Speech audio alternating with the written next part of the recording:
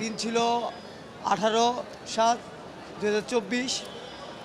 ওই দিন কাজদারপার স্কুলের স্টুডেন্ট আর বড় মাদ্রাসার স্টুডেন্ট একসাথে যখন রোডে বের হয়েছে আন্দোলন করতে, কোঠা আন্দোলনের জন্য, তখন তাদের সাথে আমার মনে ছিল যে আমিও ইন্সপিরেশন হই।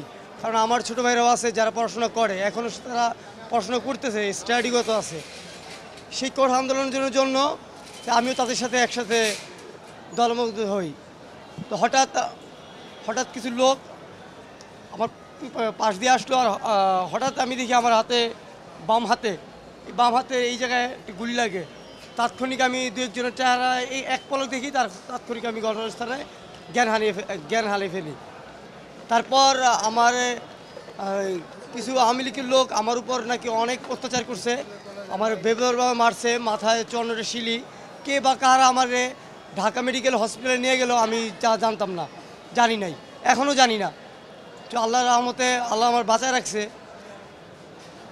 তো ঢাকা মেডিকেলে যাওয়ার পরে কয়দিন পরে জ্ঞান ফিরছে? ঢাকা মেডিকেলে যখন গেলাম 18 তারিখ নিয়ে আমার 23 তারিখে আমার জ্ঞান ফিরে।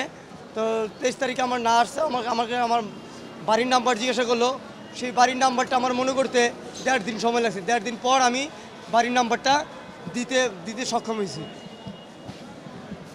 তারপর ওইখানে ফেরার পরেই আমি দেখি যে আমার পাশে পুলিশ, আমি নিচে আমার বের করে নিয়ে আসছে। পুলিশ আমার হ্যারাসমেন্ট করতেছে, চিকিৎসারত অবস্থায় আমার হ্যারাসমেন্ট করতেছে। আমার হাতে এই আঙ্গুলের নিচে একটা কালি দাগ দিয়ে দিল যাতে আমি হসপিটাল থেকে আর বের হইতে না পারি। তো এই ব্যাপারটা পুলিশে জিজ্ঞাসা করছে, আমার কাগজ দেখছে, যে পেপার দেখছে, পেপারের মধ্যে গানশুট লেখা যে আমি গুলি খেয়েছি। আমি স্টুডেন্টের সাথে যখন আন্দোলন করতে গেছি তখন গুলি খেয়েছি। তখনই তারা আমার পিছনে আর ছাড়ে নাই। তখন পর ওনারা আনসার বাহিনী, পুলিশ সদস্য আমার সবসময় অ্যাটাক করতেছে। তো আমি পর্যায়ক্রমে পরের দিন আমি যখন আমার নিউরো সার্জারি থেকে অর্থোপেডিক্সে পাঠাইলো, মাথার অপারেশন থেকে হাড্ডি নিয়ে পাঠাইলো অর্থোপেডিক্সে, তখন আমি ওই সুযোগে হসপিটাল থেকে পালিয়ে গেছি। তো আমি বাইরে আমি এই 41 দিন আমি মনে করি হাতের মধ্যে গামছা বাইন্ধার ছিলাম, পলায় আমি চিকিৎসাধীন অবস্থায় ছিলাম। সামান্য ব্যথার ওষুধ খেয়ে আমি ব্যথা নিবারণ করে কোনোভাবে ছিলাম। যখন 5 তারিখের পর 5 তারিখদের সাথে হয়েছে যে সব উন্মুক্ত করে দেওয়া হয়েছে, তারপর দেশে সার্কুলেশন দেওয়া হয়েছে যে ঢাকা মেডিকেল কলেজ বৈষম্যে যারা আহত হয়েছে তাদেরকে চিকিৎসা দিয়েছে। আমি সেই সার্কুলেশন পেয়ে আমি তাৎক্ষণিক ঢাকা মেডিকেলে যে আবার অ্যাডমিট নিলাম, ভর্তি হলাম। মেডিকেল থেকে বলছে আমার যে মেজর যে প্রবলেমটা মাথার এক সাইডে 54টা শিলি আছে। তো মাথার যে এই সাইডে এল সাইডে 54টা শিলি আছে। তো ডাক্তার বলছে যে এই সাইডটা অবশ আমার 50% জি ঠিক মতো কাজ করে না, আর ঠিক মতো আমি সব কিছু মনে রাখতে পারি না, যে কোনো সময় যে কোনো কিছু আওলায় ফেলি, গুছায় কোনো কিছু কাজ করতে পারি না, এটাই স্বাভাবিক অবস্থায় আছি। তারপরে আমার হাতের অর্থোপেডিক্সে হাতে 9 ইঞ্চি বিশিষ্ট একটা প্লেট, স্টিলের দুইটা প্লেট লাগানো আছে, যেখানে 9টা স্ক্রু আছে 9 ইঞ্চি।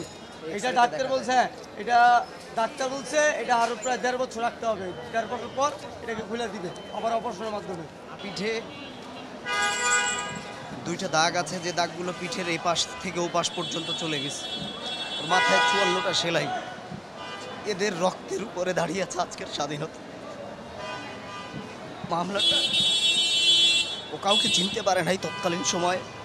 তখন সাক্ষীগণ ওদের কাছে যাদের নাম বলেছে সেই নাম অনুযায়ী আজকে একটা পিটিশন মামলা দায়ের করা হয়েছে যাত্রাবাড়ি আমলি আদালতে। সেই মামলায় আদালত আদেশের জন্য দিন রেখেছেন। এক্ষেত্রে কাকে আসামি করা হয়েছে? দেখেন, পিটিশন মামলা সবসময় আসামিপক্ষ বাদীপক্ষ যাদের নাম বলে তাদের বাইরে আইনজীবীর যাওয়ার সুযোগ থাকে না। সেই ক্ষেত্রে বাদীপক্ষ সাবেক যিনি স্বৈরাচারের প্রধানমন্ত্রী শেখ হাসিনা থেকে শুরু করে সাবেক প্রধানমন্ত্রী শেখ হাসিনা থেকে শুরু করে তার মন্ত্রী পরিষদের কিছু এবং স্থানীয় আওয়ামী লীগ যুবলীগ স্বেচ্ছাসেবক লীগের লোকজনকে আসামি করে একটা পিটিশন মামলা দায়ের করেছে। এর মধ্যে আমরা যেটা বারবার চেষ্টা করেছি এখানে যেন কোনো মব জাস্টিসের সূচনা না হয় এবং কোনো নিরীহ মানুষ যাতে এই মামলায় মানে শ্রেণীভুক্ত না হয়, এই জিনিসটা আমরা আমাদের জায়গা থেকে ক্রস চেক করে মামলাটা পিটিশন আকারে দায়ের করেছি। বিজ্ঞ আদালত ওনার বক্তব্য শুনেছেন, ওনার বক্তব্যের পরে এরপরে হচ্ছে আদেশের জন্য দিন রেখেছেন। শিয়া বাটার ও ভিটামিন ই সমৃদ্ধ lily glam beauty soap. Lily, always beautiful.